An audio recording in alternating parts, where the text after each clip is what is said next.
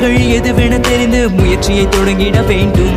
நாம் நடக்கிற பாதையில் தடைகளை கண்டு களைகளை அகற்றிட வேண்டும்.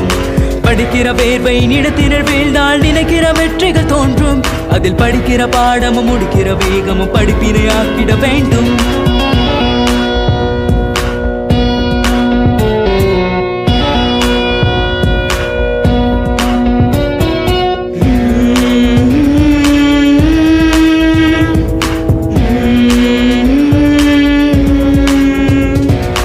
எடுப்பதும் முடிப்பதும் எளிதென நினைத்தால் நடிப்பென வாழ்க்கை மாறும். மனிதன் உடுப்பதும் உண்பதும் உறங்கிடும் சுகமதும் நொடிக்கொரு துன்பங்கள் சேரும். படிக்கிற நூலில் பயன்களை தெரிந்தால் படிக்கிற பாதை தெரியும். மனிதன் எடுக்கிற முயற்சியும் படிக்கிற பயிற்சியும் கொடுத்திரும் வெற்றிகள் குவியும்.